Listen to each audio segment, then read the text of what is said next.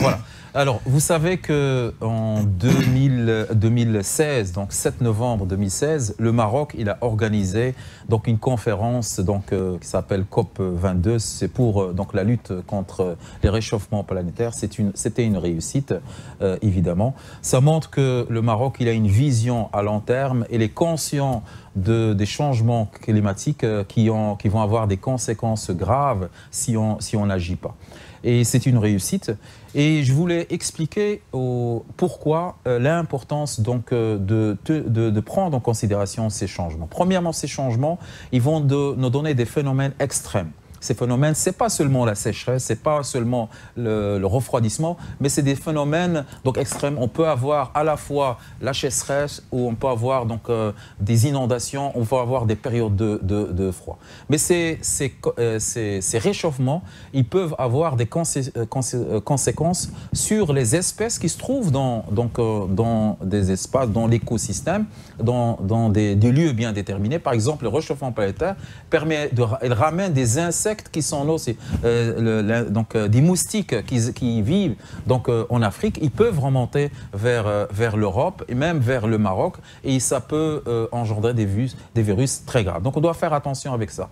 En plus, la production, elle peut diminuer. Pourquoi? Parce qu'il y a la sécheresse. Alors pour lutter contre ça, premièrement, il faut lutter contre les émissions de gaz à effet de serre parce que c'est prouvé, c'est ces émissions qui font que voilà, il y a les réchauffements planétaires. Alors en Afrique, l'action du Maroc et à la tête de ce pays, il a Sa Majesté, qu'il a aussi une vision vraiment vers l'Afrique qui montre qu'on doit faire attention à la sécurité alimentaire, l'amn al-rida'i. Pourquoi? Parce que les prévisionnistes, ils pensent qu'on aura une diminution de 25% de la production agricole à cause de la sécheresse. Qui dit diminution de 25%, dit aussi le déplacement de population et aussi les guerres pour l'eau.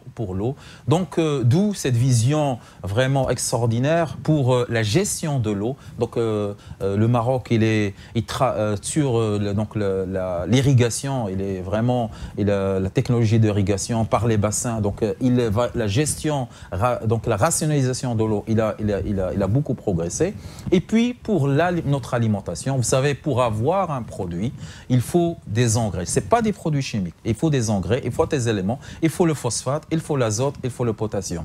Mais pour qu'une plante puisse pousser, il faut le phosphate. L'azote, on peut le capter parce que l'air est composé de 80%. On peut le capter et l'enfouir dans le sol. Le potassium, c'est un élément, c'est une petite quantité. Mais le phosphate, c'est essentiel. De la politique du Maroc pour aider l'Afrique. Et c'est pour des 20 ans, des 20 années futures, parce que c'est essentiel.